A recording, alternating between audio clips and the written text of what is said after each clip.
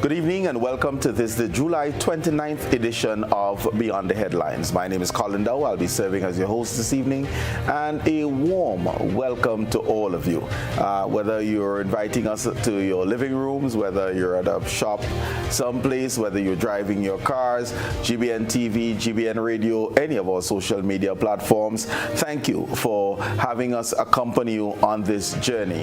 The CARICOM heads of governments are meeting in Grenada for the next couple of days. Well, the opening ceremony, as most of us are aware, was yesterday.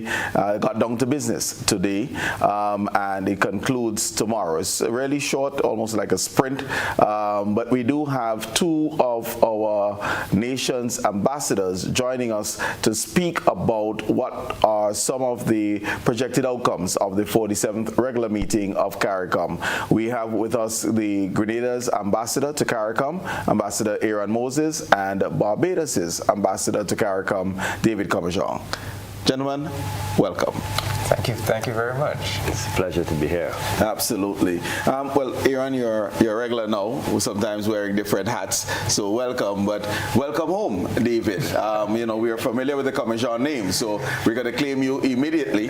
But tell us a little bit about your Grenadian lineage as you settle in. Yeah. Well, my father, Reverend Vivian Comajong, Methodist minister, was born in Grenada. Okay. He comes from St. Paul's in Grenada, and grew up on Grand Anse Beach. Okay. So yes, I do have that Grenadian lineage. It's only a matter of time before I come and claim the citizenship and the Grenada passport. Well, it is yours. So, at your convenience, you can always collect that. That is a right that we cannot deny. I will tell Prime Minister Mitchell you gave me permission. Oh, absolutely. All right, gentlemen, Aaron, let me just start off with you. As we look at the rollout, what has occurred thus far? I know the opening ceremony took place on the True Blue campus of St. George's University yesterday afternoon, and what else has been occurring? Well, that was a significant event yesterday, and normally the opening ceremony is also an important event during which a number of things transpired. Key features was the awards given to Clive Lloyd and Roger Cranford, former Secretary General of CARICOM, that served for about a decade in that position. He also served as Deputy Secretary General. Right. And as you know, Clive Lloyd, outstanding cricketer who served as the captain of the West Indies cricket team during the most successful period in the history of Caribbean cricket. Today we had the plenary sessions commencing, which is getting down to business, where the heads will be following a set agenda that is dominated by the socio-economic issues that are dominant at this particular point in time in the lives of Caribbean people. So a number of very important issues were looked at. Topping the list was the impact of Hurricane Beryl and the disastrous consequences on some of our Caribbean countries, and issues of recovery. How do we rapidly attempt to ensure that our citizens are housed, that our schools are rebuilt, that the children are taken care of, finding ways and means to ensure that they're not disadvantaged in terms of the learning process. How are we going to finance the recovery? An assessment of, the damage, comprehensive assessment. How are we going to raise the finances? Who are we going to collaborate with? Which are the international institutions that will be engaging, both for borrowing and grants, and the implications of those? Mm-hmm. What is the impact on Beryl on the development trajectory that as a region we have been pursuing? For instance, in the whole question of food security, and reducing our import bill. What's going to be the impact of that on that upward trajectory that we have been experiencing prior to Beryl? So these and a lot more issues that will be considered tomorrow dominating the discussions. Okay. As you know, CARICOM has two heads meetings annually, which is designed to ensure that they follow the issues that they manage effectively in pursuit of the goals of CARICOM. The structure of CARICOM is such that we do have what you call a quasi-cabinet, where every head in CARICOM is assigned a particular functional area to lead on. So, for instance, Grenada's Prime Minister leads on ICT, Guyana's Prime Minister leads on food security, agricultural growth and development, Trinidad, energy. So all these prime ministers will be pursuing their individual responsibilities. So it's an opportunity to report and share experiences and to monitor progress and to agree on the way forward. So it's a lot happening. All right. Yeah. So we had quite a full day today. Yeah. Excellent. David, from what the thematic areas identified by the CARICOM heads for discussion at this meeting, there seemed to be an underlying factor of the burial factor, as it would have happened. I know that you had the opportunity to visit CARICOM yesterday. What was your impression coming in what is now, 3 weeks thereafter, not quite a month after burial? Well, you're quite right that burial, the extension of burial is climate change, financing for climate adaptation, and everything else is going to be the dominant factor in this Heads of Government conference. I mean, we visited, myself, Prime Minister Mitchell, President Ali, Secretary General of CARICOM. We visited CARICOM, and we were able to visit all of the projects that the Guyanese military contingent are working on. You know, they've sent in soldiers with all kinds of skills, from engineers to all kinds of construction skills, etc., etc. And they're doing fantastic work. They're rebuilding the Hillsborough police station, the primary school, the magistrate's court, for example. It's a 6-week project. So we saw the devastation, and we saw the CARICOM response. Right. And if you listen to the two major speeches that were delivered at the opening ceremony, that of President Ali and Prime Minister Mitchell, the speeches were really a defense of CARICOM. In the case of President Ali, an extolling of CARICOM's record and the magnificent work in so many respects that CARICOM has done over the past year. And from Prime Minister Mitchell, making the strong point that when Grenada and St. Vincent found themselves in dire straits, who came running to help? Virtually nobody but CARICOM. Whether it was CDEMA, the Caribbean Disaster Emergency Management Agency, one of CARICOM's 17 institutions, whether it was the Regional Security System, that is another in a sense, associate institution of CARICOM located in Barbados, soldiers from Barbados, Antigua, several other CARICOM countries, whether it's Guyana, with the military contingent, Trinidad and Tobago, sending supplies into Grenada and St. Vincent, and so that kind of what the visit to CARICOM, plus those speeches at the opening ceremony really set the tone for what emerged in the first session, the first working session today, which was supposed to be about CSME, the CARICOM Single Market and Economy, the Freedom of Movement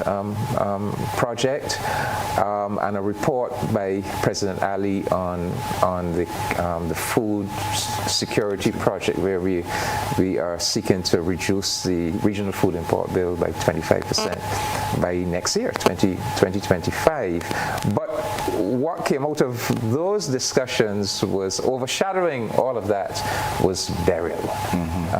the damage that beryl has done to the agricultural sector. I mean, it's decimated Barbados's fishing industry. It has caused great damage to the agriculture industry in Jamaica. So President Ali was reporting that prior to beryl, the what was it, Food and Agricultural Organization had confirmed that we were on track to achieve the 25% reduction. In fact, that the regional agricultural production had increased by 17%. So we now know that of course we have a setback with beryl, and we're still trying to calculate the damage done. But all of that then led to a very, very serious discussion about the climate crisis. Well, we'll get into the climate crisis and the various themes. So I'll get back to food security, climate, etc. Let's go on a happier note. So let's deal with the awards first.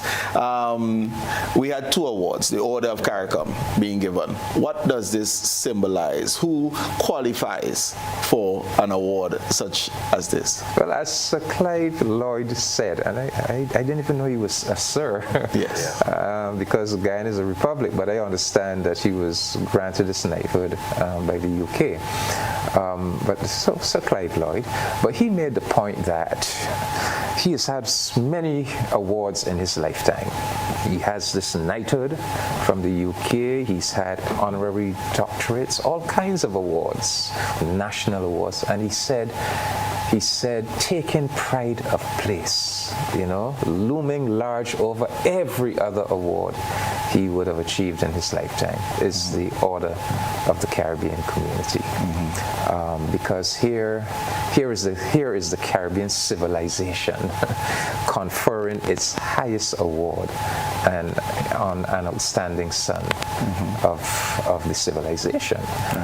So it's really, he's so correct. It's really the highest award, and it is so appropriate that it was conferred upon him. In fact, I would say that CARICOM should be a little bit indicted for taking so long, because if we look at the cricketers who have already received it before him, well, Sir Garfield Sobers, we could understand that, but then you have Sir Viv Richards and you have Brian Lara, and really and truly, Clive Lloyd, the father of that great West Indies cricket team, he really should have had leadership some time in Caribbean community.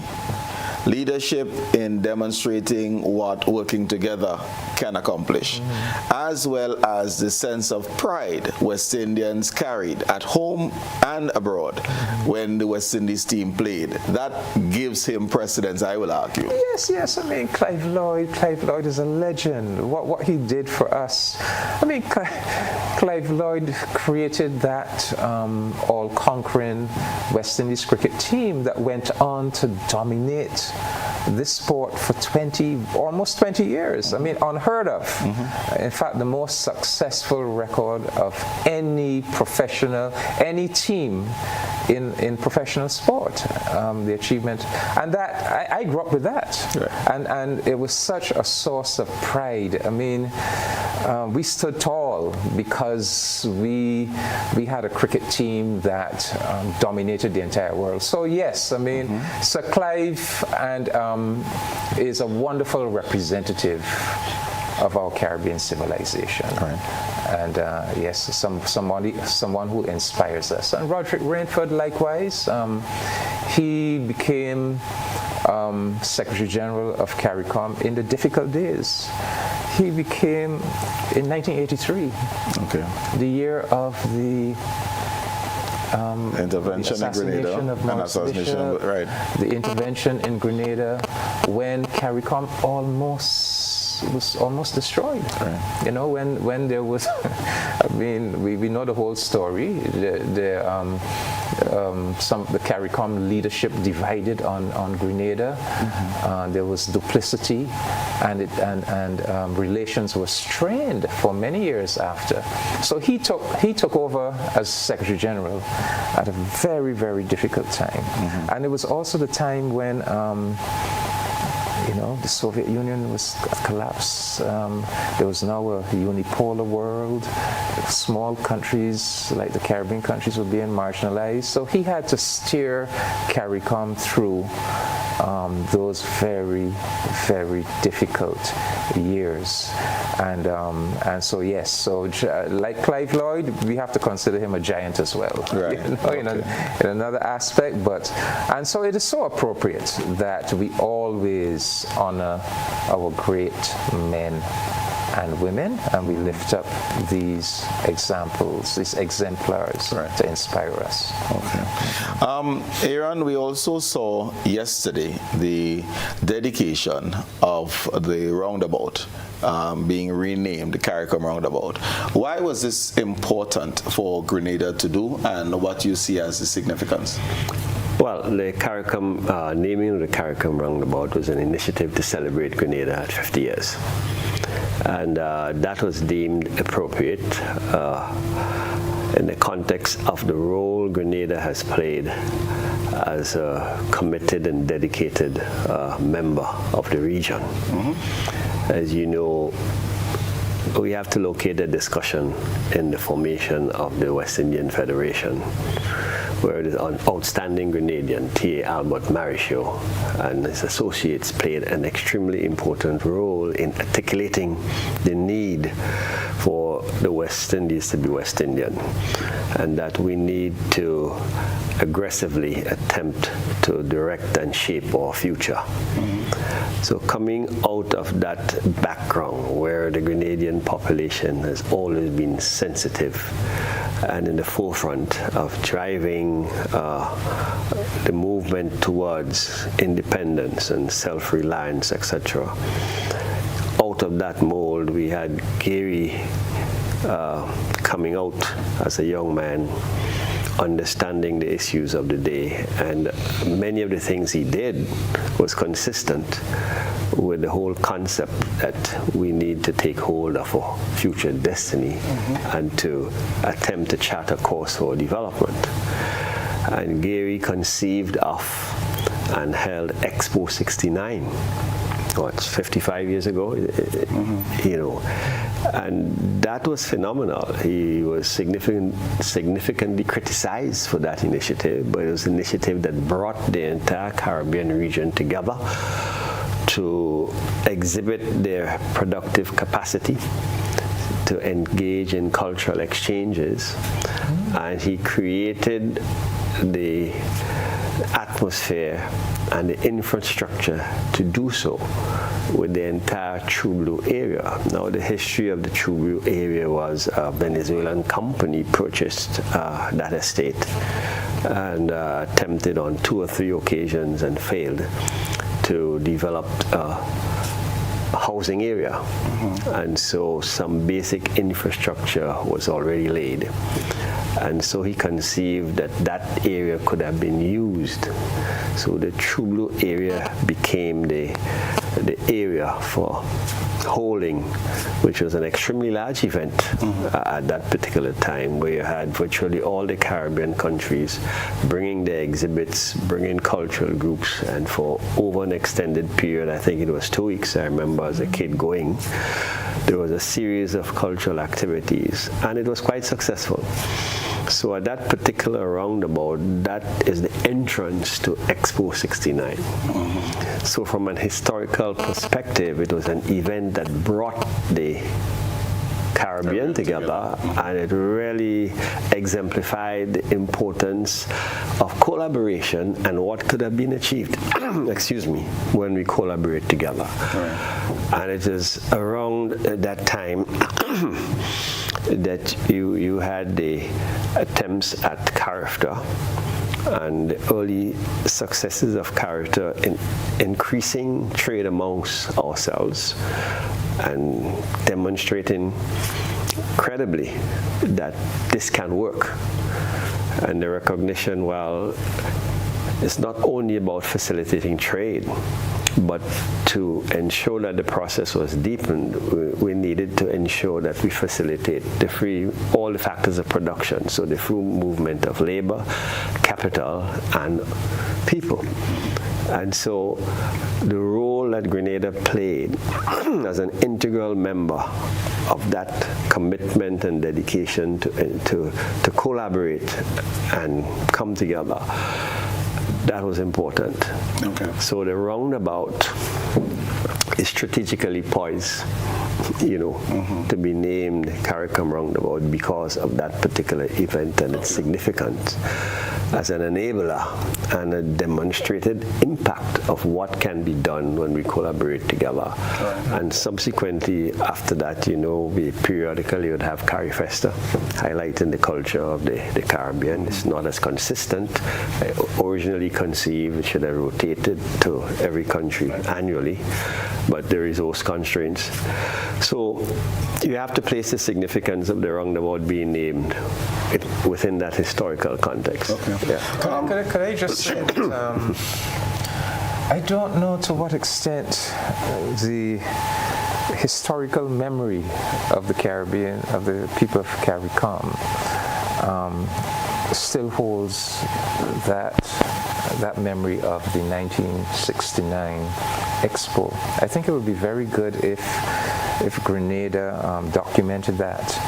Because we all know about CARIFESTA, right. And CARIFESTA starting in 1972, and in a sense the brainchild of Forbes Burnham of Guyana and so forth. Mm-hmm. But you're making the point that prior to 1972 and 1969, you actually had this expo, which, as you said, CRIFTA started in 68, right. In 68, and the first fruit of CRIFTA was really an explosion in regional trade. Right. So, but I think Grenada owes it to us to remind us about that 1969 expo. So it would be good if it could be documented. I had the privilege of taking part in the unveiling of the roundabout. I represented Barbados because our Prime Minister wasn't here, and I thought it was just one of the CARICOM 50th anniversary projects, and an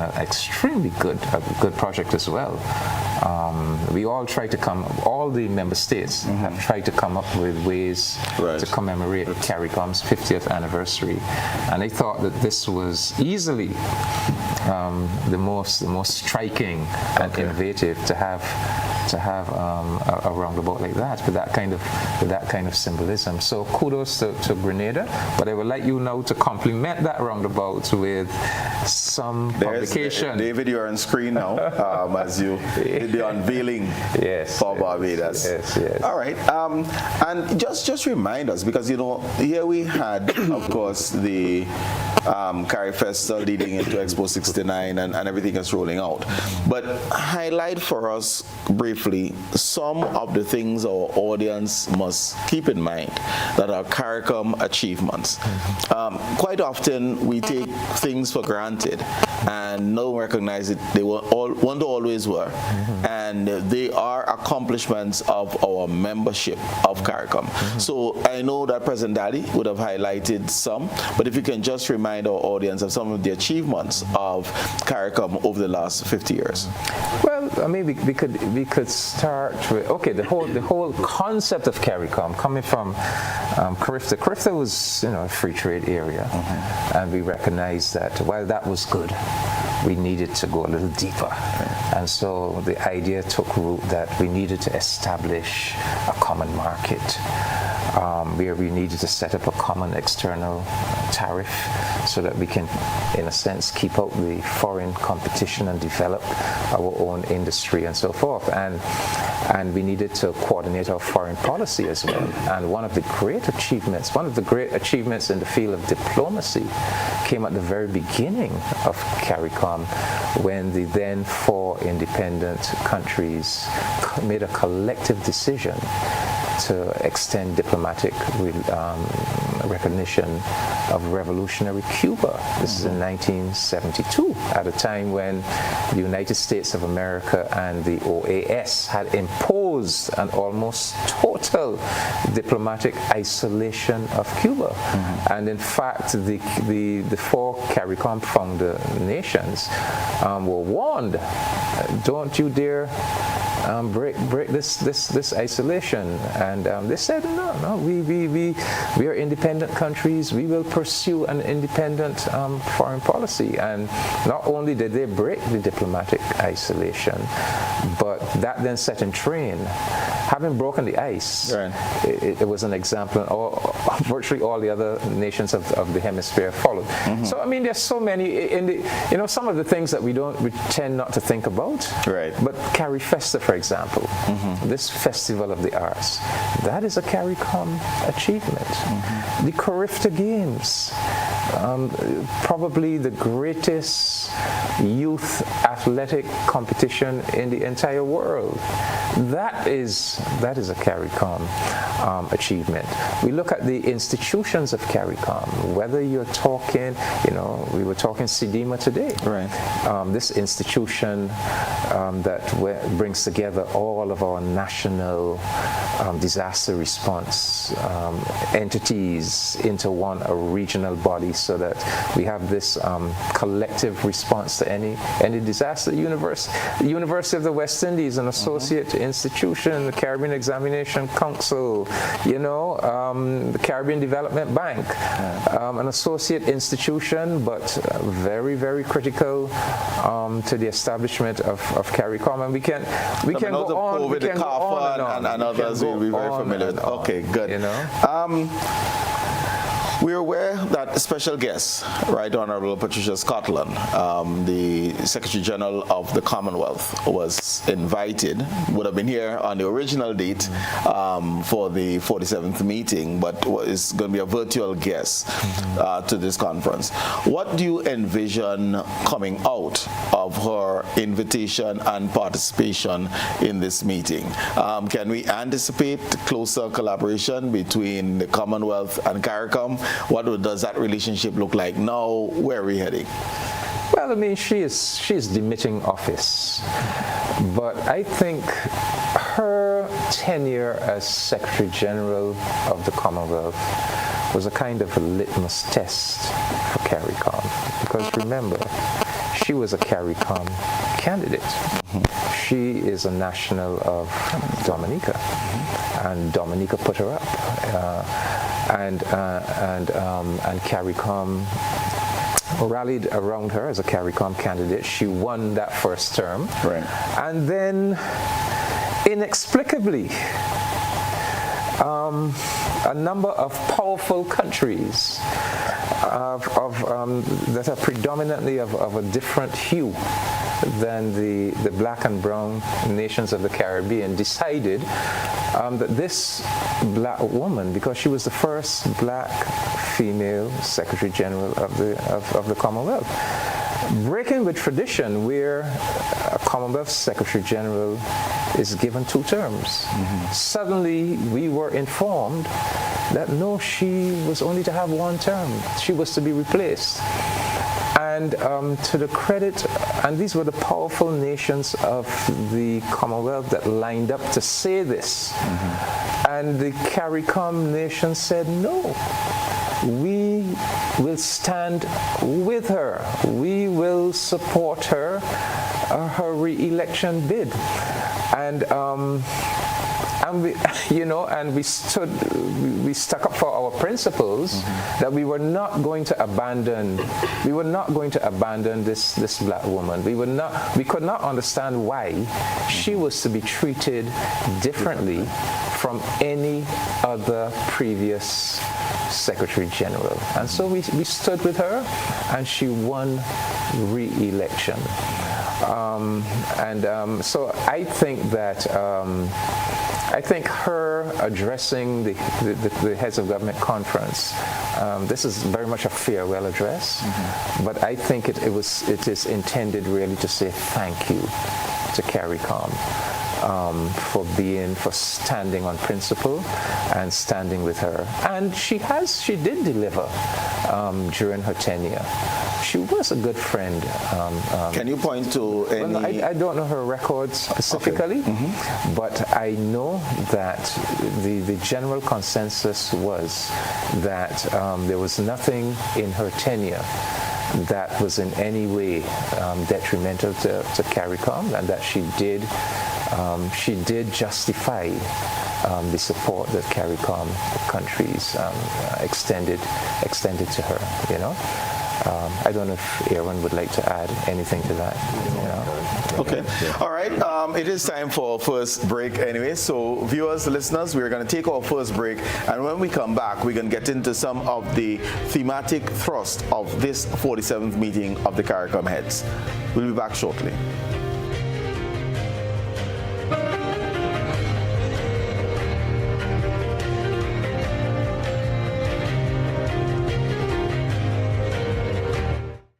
Have you heard about the new Soft Weave bathroom tissue with total hygiene? As hygiene and safety have taken center stage, our bathroom tissue is now manufactured with 3 different technologies to offer the best protection for you and your family. UVC light technology for a safe and effective disinfection process, eliminating 99.9% of microorganisms. Also, production at high temperatures, killing all types of germs and bacteria. And it's pH controlled with delicate fibers to prevent irritation for even sensitive skin. Soft Weave Total Hygiene Bathroom Tissue. Available in supermarkets and shops island-wide. Visit Soft Weave Caribbean Facebook or Instagram pages for more information.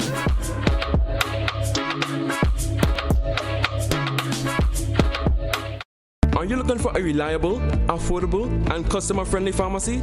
Look no further than Hills and Valley Pharmacy, the nation's leading healthcare products and services provider. We are committed to serving you at convenient locations. Find an extensive and affordable selection of prescription and over-the-counter drugs and medical supplies at Church Street, Hillsborough, Carriacou, Jubilee Street, Grenville, St. Andrew, near the bus terminal, and Halifax and Grenville Street, St. George. Our committed team is always available to offer valuable assistance for managing your health and wellness. Discover the additional benefits of our wholesale distribution on Halifax Street and our Medcare Center on Grenville Street, where we provide in-house physiotherapy, massage therapy, doctor consultations, and eye care services. Our commitment is to satisfy all your healthcare needs, including competitive prices, loyalty rewards, and special discounts for seniors. Contact us at 435-6904 and WhatsApp 535-4734. Choose Hills and Valley Pharmacy. Remember, your health is our business.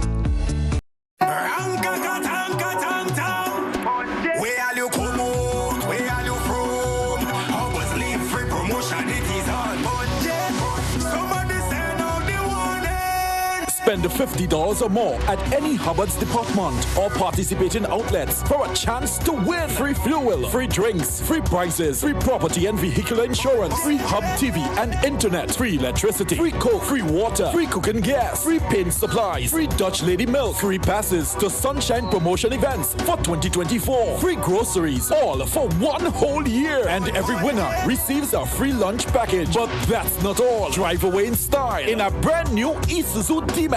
It sips, it doesn't guzzle. So fill out your entries and place them into the marked entry boxes. This promotion is brought to you in part by Dutch Lady, Danny, Promo, Supreme Bleach, Creative Chef, Grenlac, Floor, Salt Petroleum, Grenadian General Insurance Company Limited, Coca-Cola, Sunshine Promotion, Caribouries, Coop Bank, Sesame Spain, and Food Fear. Promotion runs from April 2nd to December 24. Terms and conditions apply. Paying is faster and easier with Flow FastPay.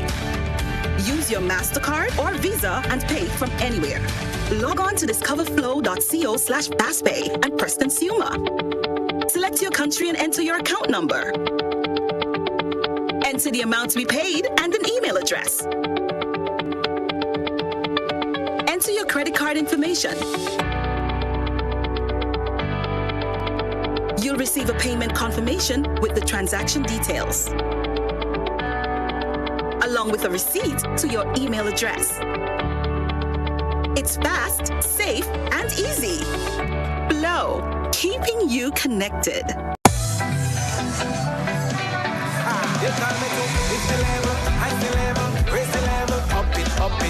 What if you had a choice? A choice of joining a line or a choice of making your purchases online? What would you choose? While you ponder on that, the National Lotteries Authority has provided another purchasing option. All their games are now available online. Yes, Grenadians. From wherever you are, purchase your favorite daily and jackpot type games using any electronic device. Register on the NLA's website at www.nla.gd.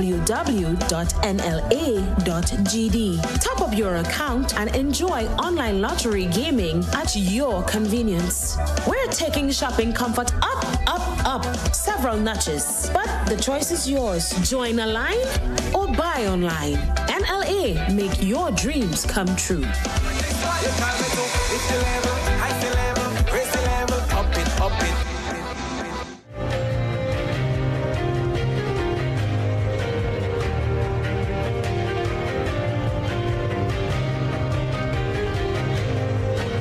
Welcome back, viewers and listeners. We're speaking about some of the projected outcomes of the 47th meeting of the CARICOM Heads of Government. One of the themes is food and nutrition security. David, I'm going to start off with you deliberately on this in terms of how has CARICOM organized itself to work towards food and nutrition security in the region. And then Aaron, I'll come over to you on some of the things that we would like to see being done, what has been done, some of the things we'd like to see done as we move forward. But what has been the structure? Mm-hmm. Because quite often CARICOM has been accused of talking, and no real implementation. Mm-hmm. So how has CARICOM gone about food and nutrition security? Well, I really think that CARICOM initiative is one of the most powerful, and it's proving to be one of the most successful. It really started with when Prime Minister Motley came on board in 2018. She took over the chairmanship of the Prime Ministerial Subcommittee on the CSME. Okay.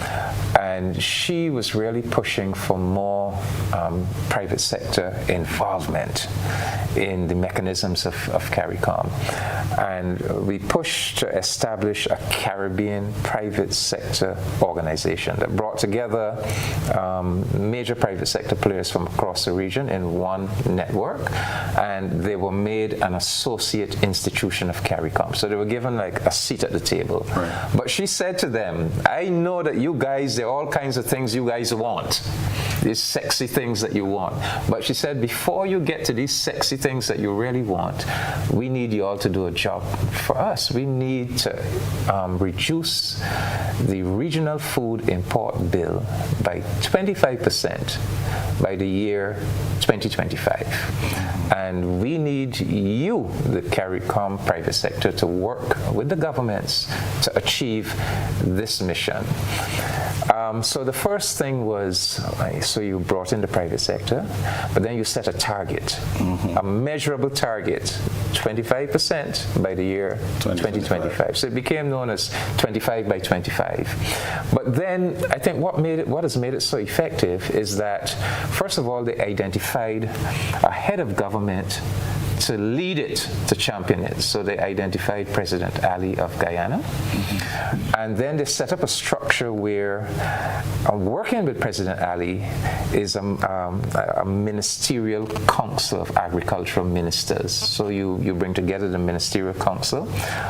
But to make it even more effective, President Ali then used his own Ministry of Agriculture as a kind of secretariat for the project. Okay. So here you have a council of ministers, you have a national ministry that has resources, that is acting as a kind of coordinating secretariat for the regional project, and then you have a head of government who is giving it direction and championing it.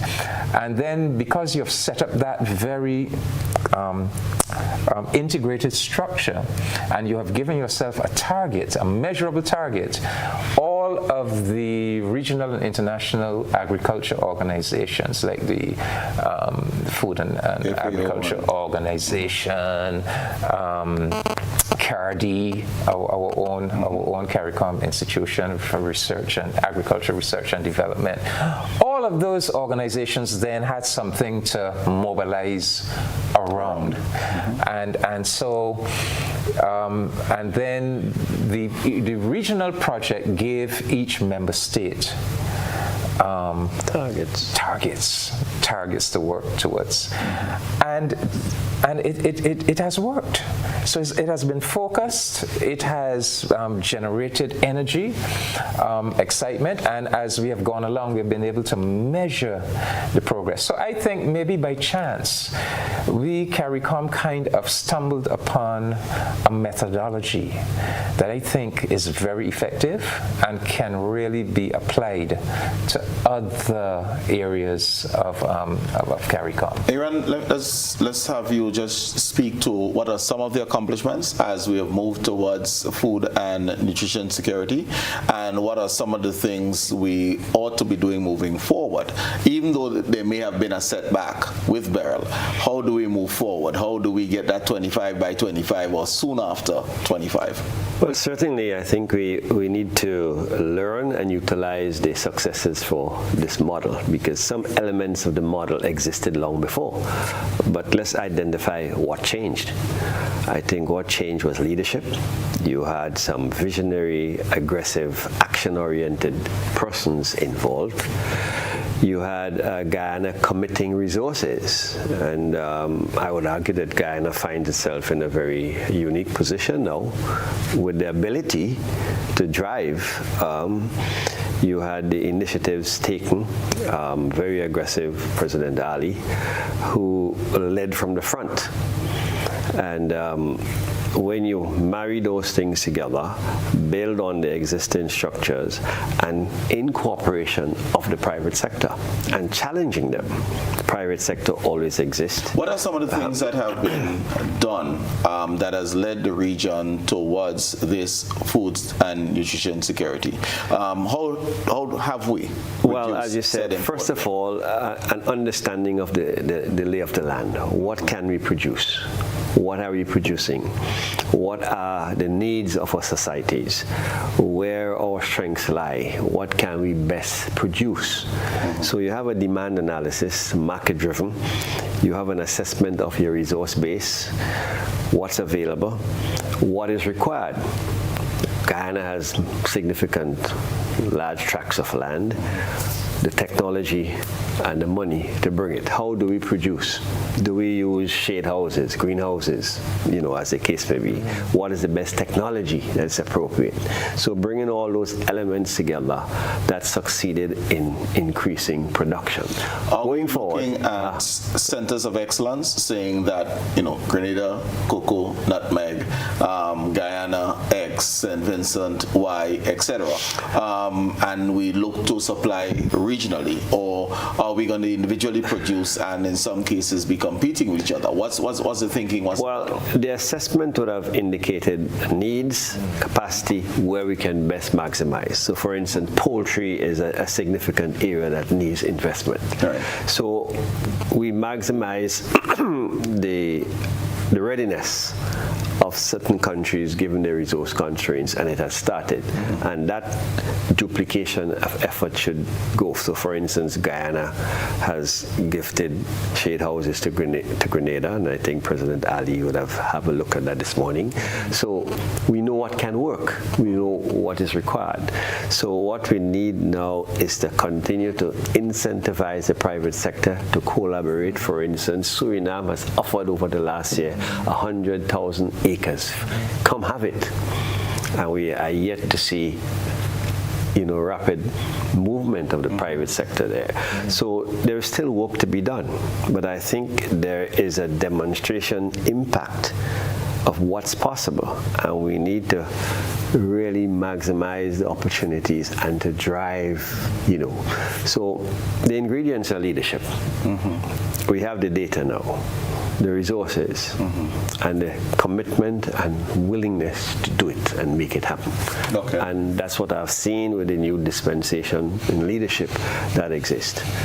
But fortunately, unfortunately, a lot of it is driven by externalities that forces us to relook inside to build a resilience. We knew that before, but we always seem to want that external impetus to drive. Right. So it's a series of events that culminated to bring us to this particular point. And I think we need to grasp that, build upon it, and drive forward. Okay. Yeah. David, air and maritime transport is another theme that has been identified for this particular meeting. How do we go about resolving that movement within our community? Movement of people, movement of goods and services, and ease of that movement.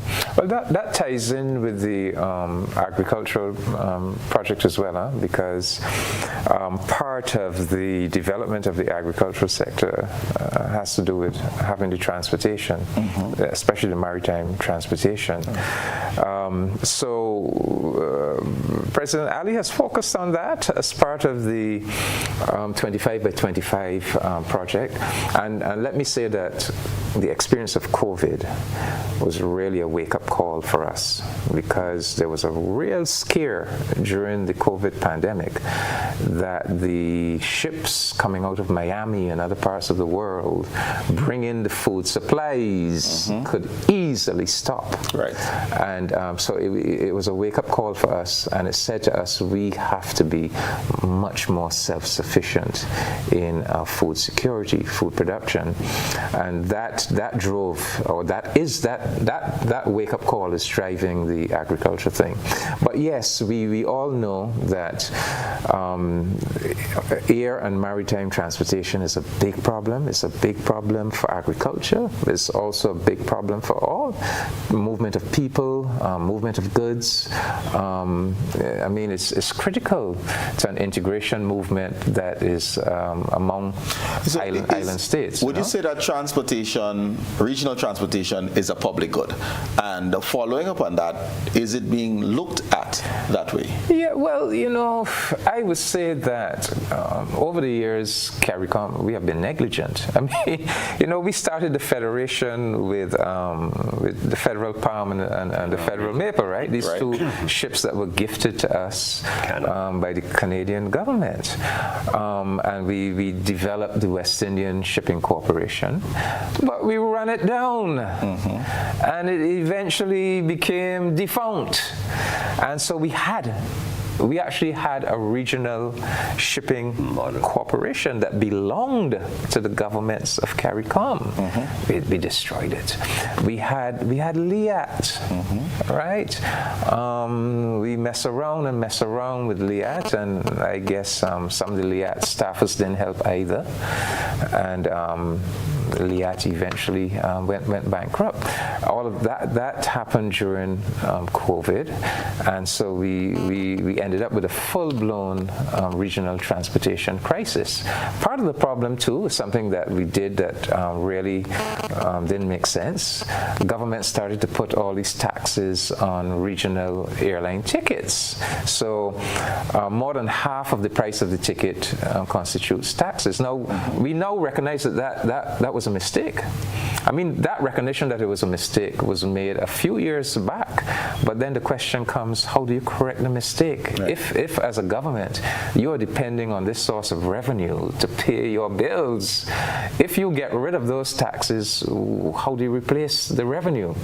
So what did we do? We set up a committee to look at it. Right? So it's a real problem. Some of the smaller regional airlines have stepped forward and have stepped into the breach. So we have Inter-Caribbean, for example, that has really expanded its services, and we thank God for them, because we were really suffering. Some of the governments we were pushing the private sector to develop a regional ferry system, and recently the governments of Barbados, Trinidad and Tobago, and Guyana said, look, we can't wait any longer. We are going to set up a state-run ferry. Trinidad and Tobago offered to provide the ferry. Since that decision was made, and that decision is pretty far advanced, they had meetings, all the customs and immigration and maritime officials, but then the private sector said, but fellas, if you do that, we think that we are the ones that really should be doing a ferry business. And so now there's some discussion going on between those three governments and the Caribbean private sector. Will we ever see an equitable investment in transportation for the region? When you say an equitable investment, what do you mean? Recognizing that not every island, Grenada, has the resources of others, Guyana, Trinidad, but everyone puts something on the table to ensure that we do have air and maritime transportation. Well, I think it goes to the question you asked initially. Is transportation in the Caribbean a public good? And that's an interesting debate. I would argue it is, particularly air transportation. The nature of air transportation is such that given our geographical configuration, it's an expensive proposition to have planes landing every half an hour throughout the Caribbean, as Liat does. So compared to a different destination, we are an expensive operator. Then some islands, we have varying load capacities. So private sector will be driven by load capacities, where I can maximize my efficiency in terms of routing, in terms of my load factor, etc. So if I have to go into a destination where my airplanes are half empty, you know, it's not economical against the background where you have our leadership articulating that I need 4 or 3 flights a day. So that was some of the challenges of public ownership and Liat. Now, I would argue that if we had to get back to a reasonable, affordable, efficient airline operation, we have to follow some basic business principles that is driven by load capacity, efficiency, and where it is not that economical, it has to be subsidized by the government as a public good. If you determine that transportation efficiency around the Caribbean is fundamental to deepening our integration process, connection, these are some of the hard decisions that have to be taken, and all the duties have to be removed, you know, as part of the equation. If we look, what are we doing? We determine that we are a tourist destination and we need to bring foreign exchange into our regions, and we pay airlines to come internationally. Whether it's disguised as marketing budgets, etc. Essentially, we pay. Why can't we not pay to deepen our regional integration?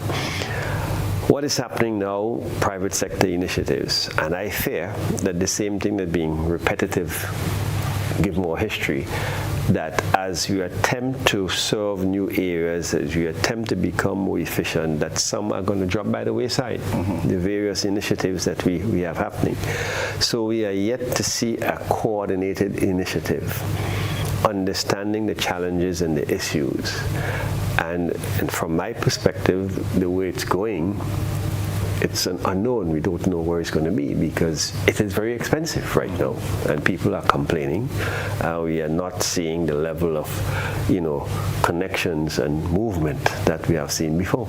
Is there a reason for optimism, David, that we will come to a resolution? I had a one-day engagement in St. Vincent on Saturday. That's $400 US. No, well, we must be optimistic. I think two of the lessons we have learned. Number one, what Aaron says is correct. These short-haul routes are very expensive because most of the expense comes in the fuel required to get the plane to lift off the ground. And if you, having expended all of those resources to lift off the ground, then you are landing 25 minutes later, and then you have to repeat that again. So I think we have come to recognize that we need an integrated air and ferry ferry and a maritime ferry service, so that we can make the decisions about which routes will be more suited to the ferry versus which routes would be more suited to the airline. And the idea has taken shape that if we could integrate that perhaps we could create a regional system that is both air and maritime that works, and that can be cost effective. The other thing that we recognize in the latter days of LIAT was just what Aaron was saying. If you as a government or shareholder of the airline, if you want a flight to come to your country, but the flight is not economically profitable or viable because it doesn't have the sufficient passenger load, and it thereby constitutes a loss to the airline, then you subsidize it. You pay for it. You know, sometimes, and Aaron actually spoke as to the analysis, because flight takeoff and land with 5 people may not be an economical proposition. But depending on who the 5 are and the business conducted, the country would have just benefited by not having that flight, or having the flight so expensive and those 5 are not on, you probably just lost. So how we define profitability as a nation and as a region is also important, because if commerce, free movement of both people, the goods and services are important to us as a region, then underwriting the transportation cost seems to make sense, because the business that can be developed as a result of this will bring about greater revenue for us overall, if that's our thinking. But you as the government have to pick up that. You can't expect a business corporation to absorb those losses, because then you end up like how LIAT ended up, bankrupt. Agreed. Right? Yeah, agreed. So the truth is, transportation is fundamental to the Caribbean integration process. We have to be able to move people and goods and agricultural produce efficiently and at reasonable costs and so forth. So it is something that we have to get right, and I think there is a recognition of this. I mean, we have the Transportation Committee that's under the chairmanship of St. Vincent, Prime Minister Gonzalez. We have the ALI Food Production, Food Security Committee that is working on it from the perspective of the need to transport the agricultural produce. You have Prime Minister Motley, who is working on it from the perspective of the Prime Ministerial Subcommittee on the CSME, and you have the private sector saying that they want to be part of this solution. So I can only trust that out of all of that, we will produce a viable solution. Well, there are successes. I don't know if you're aware, there is a ferry that moves between Dominica, Martinique, St. Lucia, and that has been functioning effectively for the past few years. Correct. So there are some success stories, and I'm eagerly awaiting the ferry movement between Guyana, Trinidad, Barbados, and hopefully extended to Grenada. So there's also a comprehensive study being completed by the private sector organization, where they have looked at the transportation, maritime transportation challenges in the region. Preliminary indications are that there is an excessive capacity for the movement of goods and services. But of course, it's container traffic. Right. And the whole issue is, how do you serve the smaller islands with less than container loads, and the appropriate solution going forward, because there's a significant factor that limits movement of goods, in particular within the region, where you have, say, Grenada wants to send 5,000 pounds or 2,000 pounds, much less than a container load of a particular product, to Barbados, for instance, where the demand is. You know, how do you facilitate that? So we have to come up with some mechanism that will allow those things to happen. Privately, as you know, for decades, Grenada St. Vincent have been providing a lot of agricultural produce to Trinidad, and Guyana has replaced that. But we do have, for instance, weekly ferries, going between Grenada and Trinidad, St. Vincent and Trinidad, and it has worked well.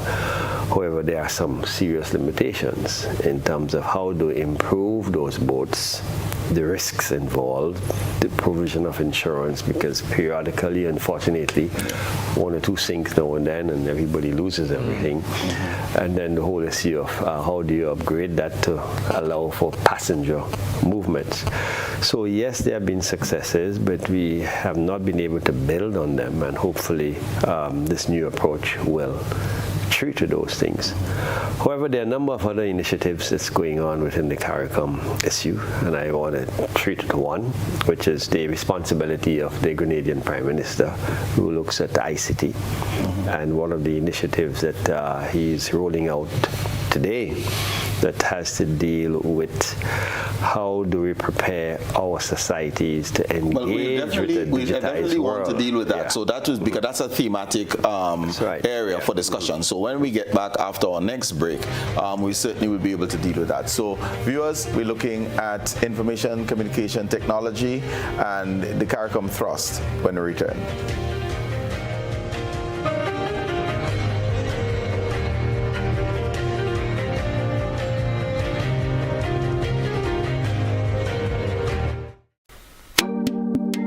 As Spice Mass is back in full swing, Dowe Industries is always ready to serve you. For all your customized t-shirt printing, Dowe Industries. Dowe Industries, your one-stop gas station services.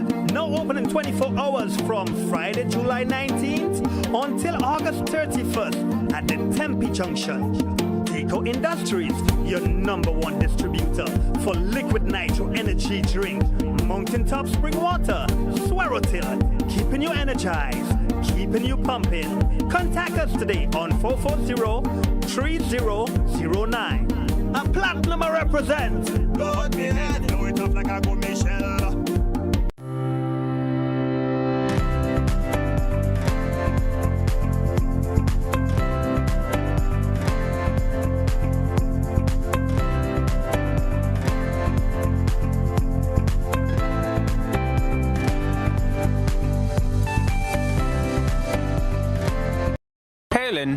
Hey neighbor. Here's the bill I asked you to pay for me. How did you get your electricity bill to be so low? For one, we size our transformers just for what we need.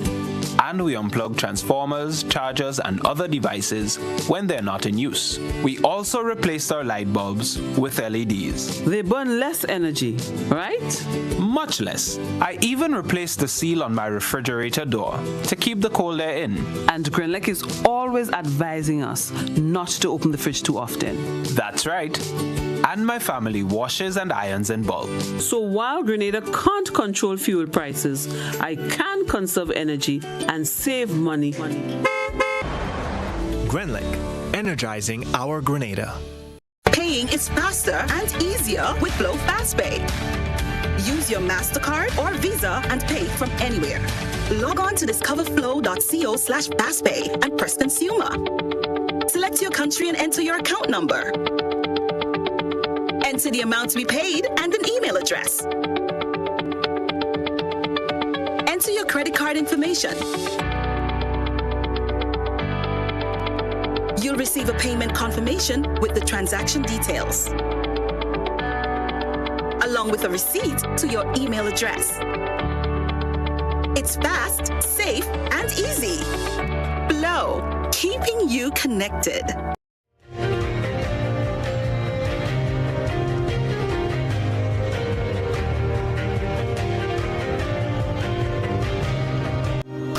Welcome back, viewers and listeners. We're speaking about the CARICOM Heads of Government meeting within Grenada, 47th annual meeting. And here you are going 47th meeting, sorry, because it's held twice per year. Aaron, you're mentioning Prime Minister Mitchell has the responsibility for ICT, and that is one of the themes up for discussion at this particular sitting, regional digital resilience. Just so share with us the thrust undertaken and the reporting that been made by Prime Minister Deacon Mitchell. Well, I think all CARICOM citizens, world citizens, are very well aware of the changes that's rapidly occurring in the world as it relates to digitization. You have the whole cybersecurity threats, like it or not, that is a very pervasive things. You have some countries, some companies being attacked hundreds of thousands of times, their IT systems. So cybersecurity has become a very important issue for businesses, governments, around the world. So a lot is happening in that space, and as a region we need to be engaged and aware of what is happening, the trends, and we have to ask ourselves, are our citizens capable of treating with those changes, and how do we ensure that we are actively engaged and the possibilities that AI, for instance, affords, and how do we ensure that we are not left behind?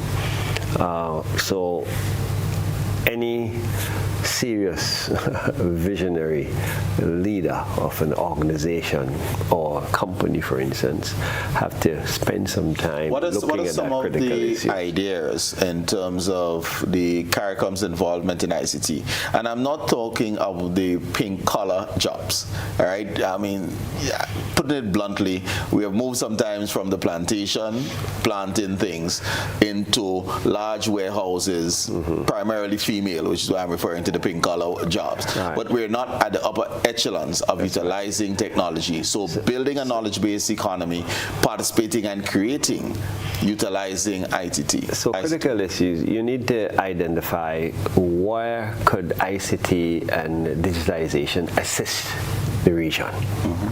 What can we benefit from maximizing the opportunities that AI and digitization offers? 1. 2, how can we equip our people to engage and maximize opportunities out there? The latter requires training. Training in particular areas. Where do we train our people? To what levels? What are we targeting? Are we targeting mid-range, sophisticated, high-end, high-level training, varying levels? So we have to position ourselves, given our resource base, given the amount of young people we have to develop, where are we going to position ourselves? Are we going to train them to deliver services to the rest of the world, for instance, in website designs and maintenance and these sort of things? So we have to determine where are we going to engage at what level. And where are we in terms of seeking that determination, so we can start reaping benefits? That's being discussed now that hopefully we'll agree on and engage the enablers, the suppliers, how can we fund it, etc.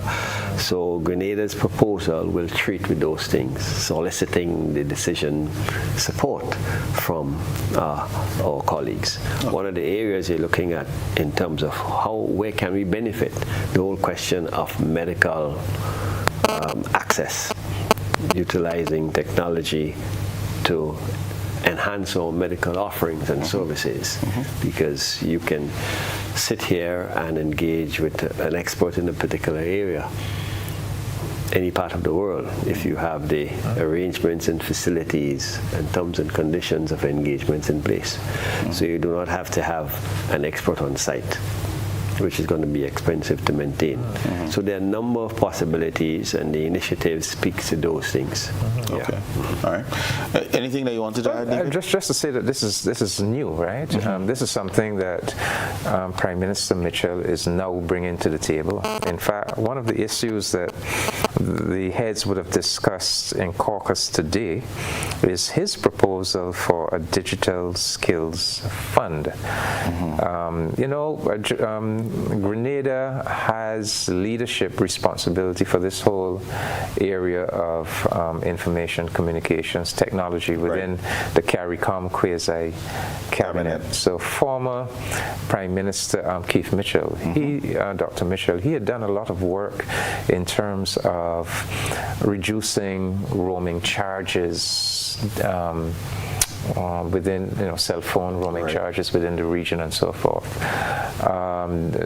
Prime Minister Dickon Mitchell now, he is now expressing his own vision of where that Prime Ministerial Subcommittee needs to go, and so he's come to this meeting with some new and innovative proposals, and he began to outline them today in the plenary session, a strategy for regional digital resilience,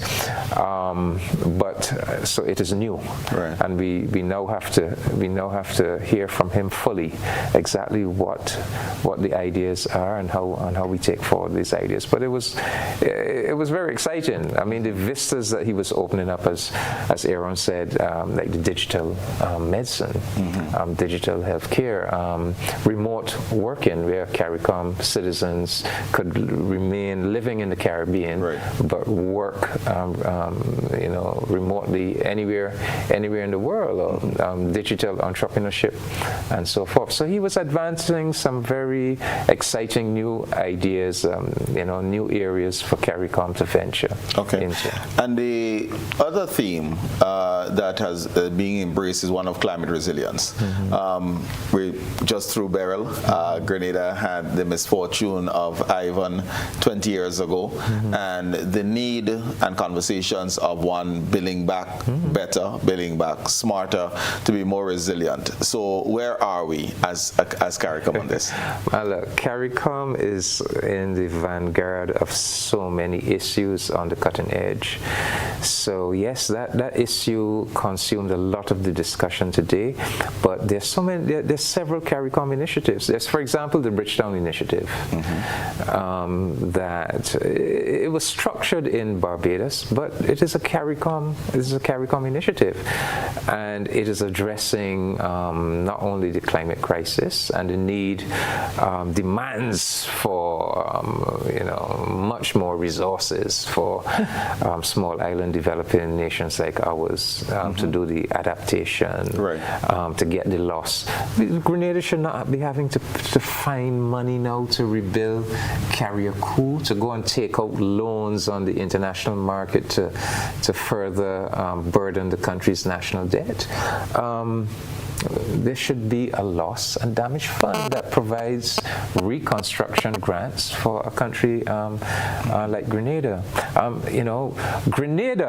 Barbados has taken it up, but the debt pause clauses is one of the fundamental elements of the Bridgetown Initiative, is that in all of our debt instruments, there should be a clause which says if the country is hit by a natural disaster of a particular magnitude, that the government will be entitled to pause foreign debt payments for a period of 2 years, so you can focus all of your resources on rebuilding. Grenada started that.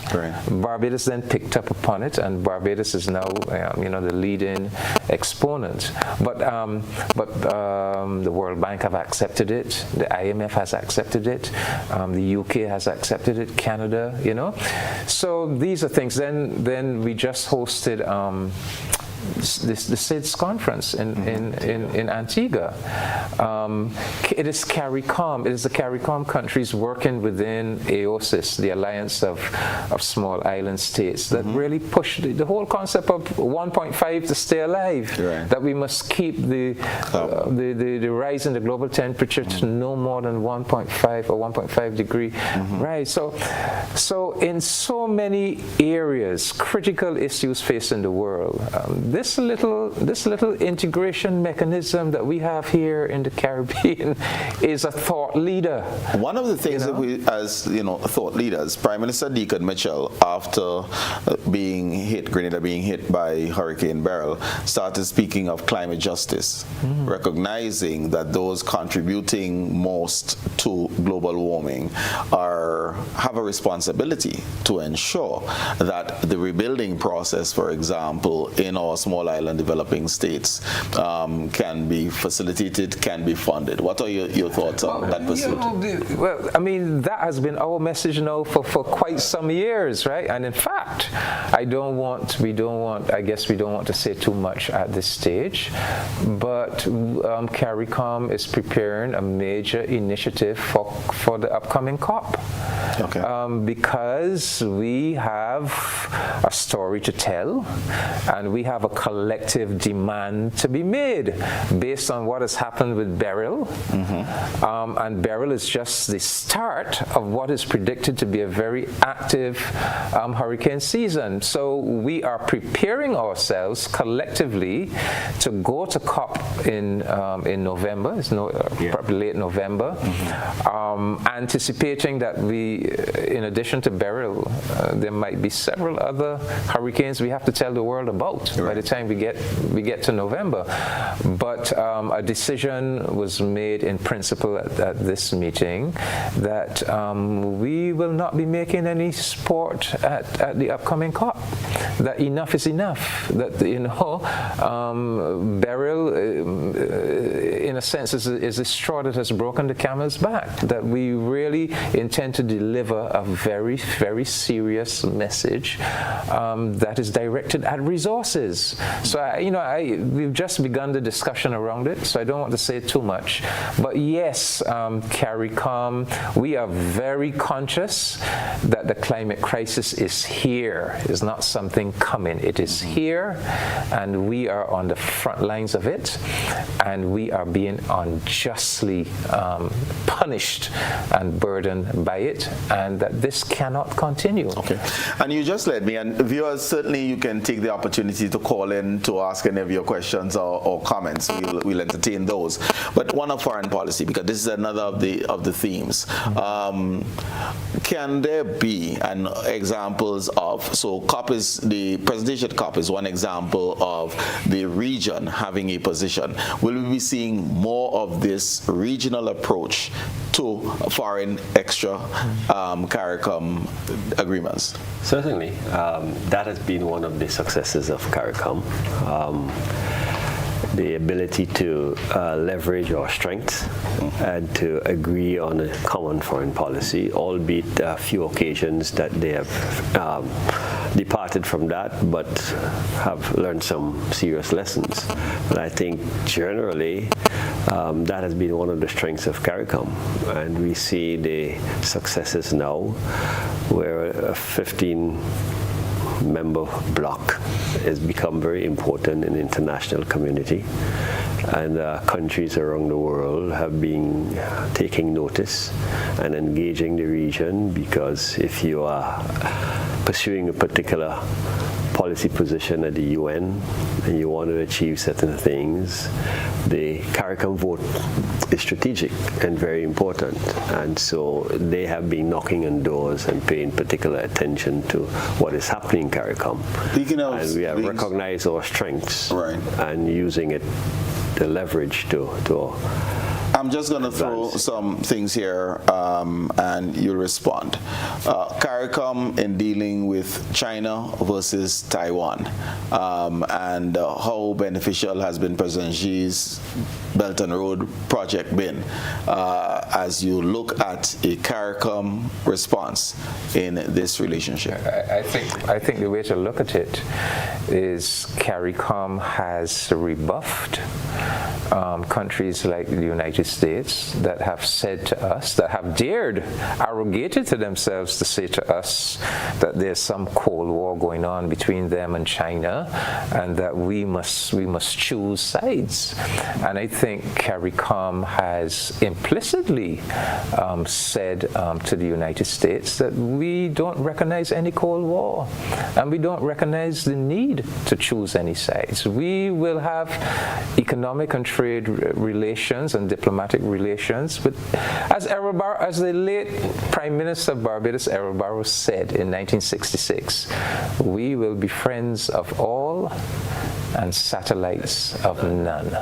And that has certainly been Barbados. Well, we have tried to make that a mantra for Barbados, this foreign policy, but CARICOM likewise. We will be friends of all, but satellites of none. And CARICOM has been the adult in the room, making it very clear. Don't try to draw us into your ideological wranglings with China. Some of us have dealings with the People's Republic.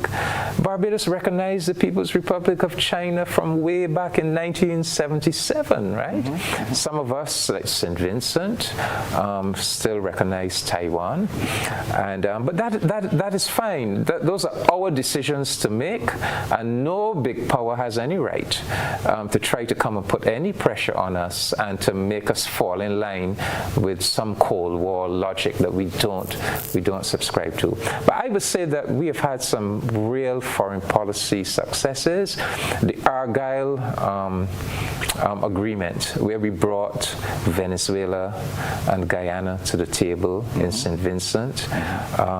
Prime Minister Gonzalez, Prime Minister Motley, Prime Minister Skerritt played very important roles in diffusing what was a potentially very volatile situation. Even when Juan Guaido declared himself president of Venezuela, and the U.S. State Department immediately recognized him. I recall that emergency CARICOM meeting in 2019.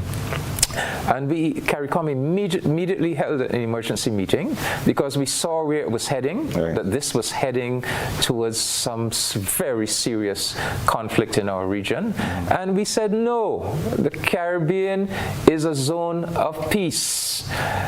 Whatever contentions exist, they must be peacefully discussed and negotiated. And immediately, we sent a team of 3 prime ministers and the Secretary General of CARICOM to the United Nations the very next day to meet with the Secretary General. We sent our ambassadors in New York to go to the meeting of the Security Council to make the case that our doctrine is that the Caribbean is a zone of peace and there must be no military intervention in our region. So, as Aaron said, sometimes we have fallen short of our own standards. You remember when Pompeo was able to divide CARICOM, and there was this meeting in Jamaica, and we had this ugly.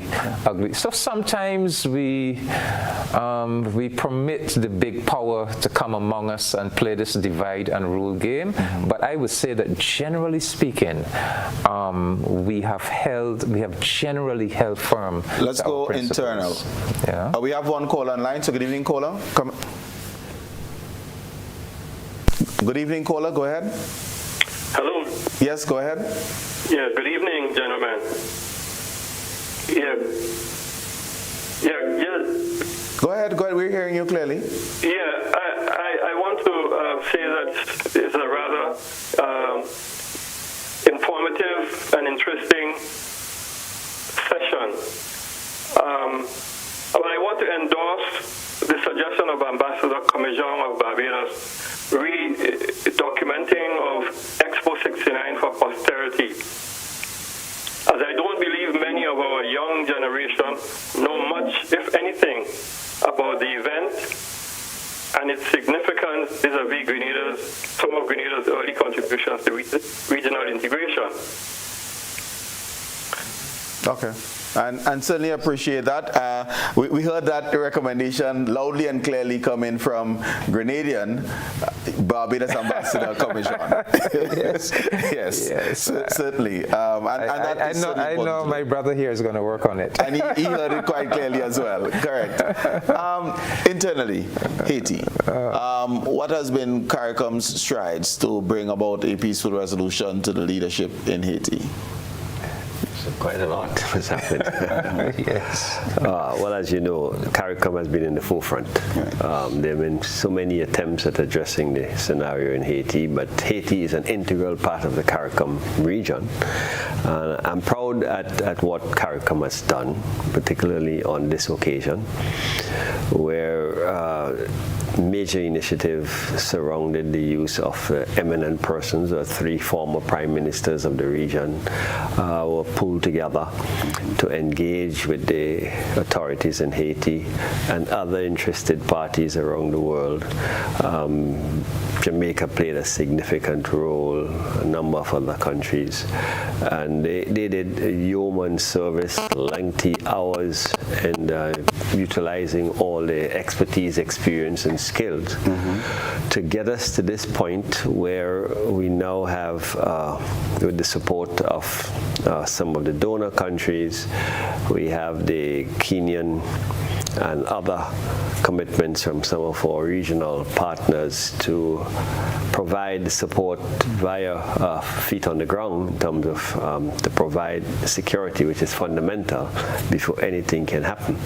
As you know, there is now a transition government in place, and they are pursuing an agenda to address the security issues, which is dominates the scenario at this point in time, and to prepare for ultimately free and fair elections down the road.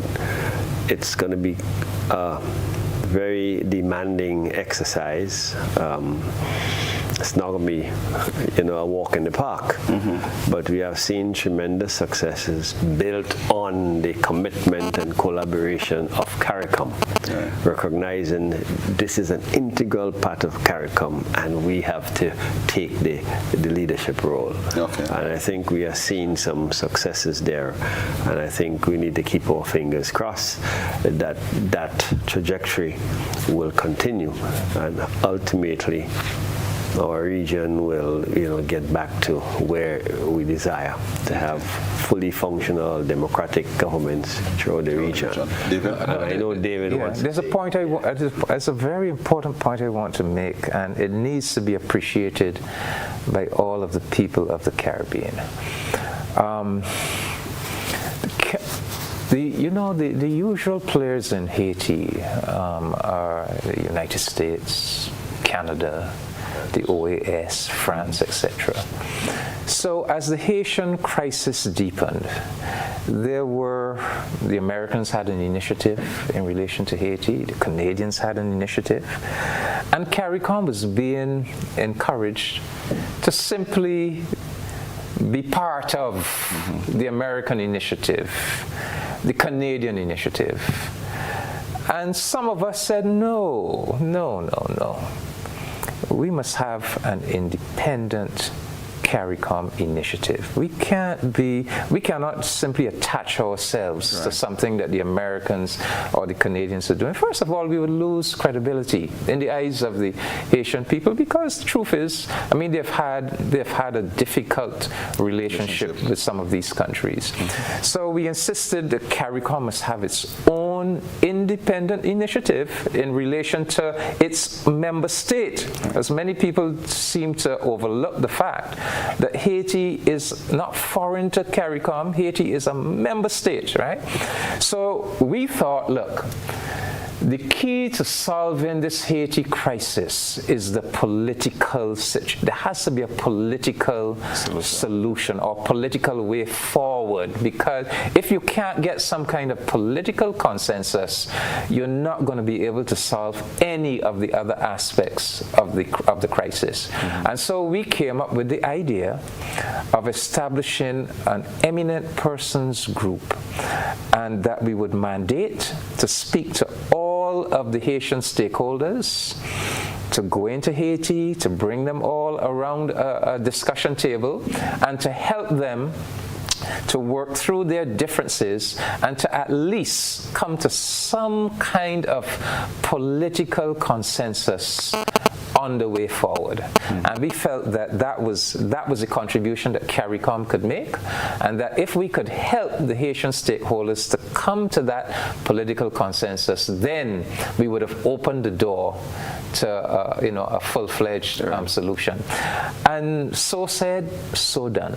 And CARICOM, the member states, has financed the group of eminent persons. I mean, there's some other donor countries that have helped with, let's say, when the Haitian stakeholders were brought to a meeting in Jamaica to help finance bringing them to Jamaica. But I mean, the core budget of the eminent persons group has been financed out of the pocket of CARICOM countries, and it is the work of the eminent persons group in bringing the Haitian stakeholders together and getting them to agree on a way forward that has led to something that is remarkable: a 9-member presidential transitional council in a society that is so divided. The eminent persons group was able to work its magic to get. When I say 9-member, this is 9 different sectors, political collectives, civil society collectives, and so it has produced the Transitional Presidential Council. It has produced a Transitional Council of Ministers. It has produced a new Transitional Prime Minister, and the whole idea is that this will lead on to the appointment of a new National Electoral Council, and it will lead to the holding of new elections in Haiti before the end of next year, when the Haitian people will finally have the opportunity to elect the persons that they really wish to run their country. So these folk who are in power now, this is not a perfect solution, but in the circumstances of the crisis that is in Haiti, it is the best pathway towards the ultimate solution, which is a new election when the people will elect who they really wish to run the country. So, but I just want Caribbean people to know that what we see unfolding in Haiti now is the product of a lot of hard work on the part of CARICOM, and it's the product of a resolve on CARICOM not to simply attach itself to anybody else's initiative, but to have its own independent initiative. Gentlemen, time is quickly upon us, so I would allow 10 seconds for closing comments. Aaron, I'll start with you, and I'll let our other Grenadian brother close the show. Closing comments in terms of your outlook for this 47th meeting and beyond. Well, I think CARICOM is entering a new era. I think there's significant recognition at the leadership level that more work needs to be done, focusing on implementing relevant policy matters that are germane to the needs of our region at this particular point in time. I am comforted with what I'm seeing, the level of commitment, the drive and initiative of our leadership. And I think if they can harness the aspirations and mood and actions of the Caribbean people, I think we can begin to see some significant transformation in our region. Stephen? I became Barbados' ambassador to CARICOM in 2018, so just about 6 years now. And I have come to recognize that CARICOM has become a very mature entity. There was a time back in the 1970s and early 80s where the CARICOM heads of government did not meet for 7 years.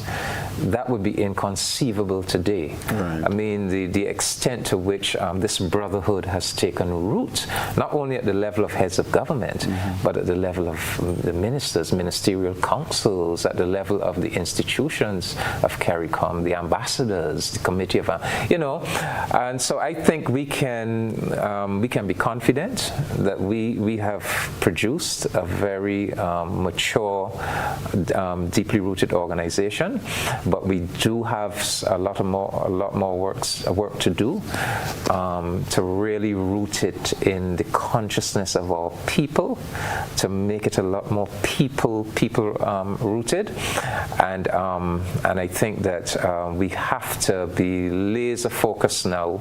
I think we now have a recognition across CARICOM that we don't have any big brothers and big sisters out there looking out for us. We have to handle our own affairs, so we have to have a laser-like focus now on producing results. No more going through the motions, producing results, but we have the confidence that we do have a very solid, deeply rooted institution. So it's one of implementation, and we will make chalk dust wrong that when they, by the time they drink the whiskey, the treaty, they're ready. No, we're going past that. We're going past that. Ambassador Aaron Moses, Ambassador David Commajon, thank you so very much for joining and sharing with us this evening. And to you, the viewers and listeners, we certainly appreciate your attendance, your allowing us to spend the last 90 or so minutes with you. And basically the message is that we are one. Our definition of self cannot be isolated to the islands upon which we were born, but we should embrace the entire region as we move forward in a unified manner. Thank you so very much again for joining us. I look forward to being with you in the next 6 days, 22 and a half hours. Until then, take good care of yourselves. God bless. I probably should say we will not be meeting 6 days, 22 and a half hours, because it's Emancipation Recognition the next Monday, and the following Monday, of course, is Carnival Monday. So we are on a 2-week break, so I see you again in 3 weeks.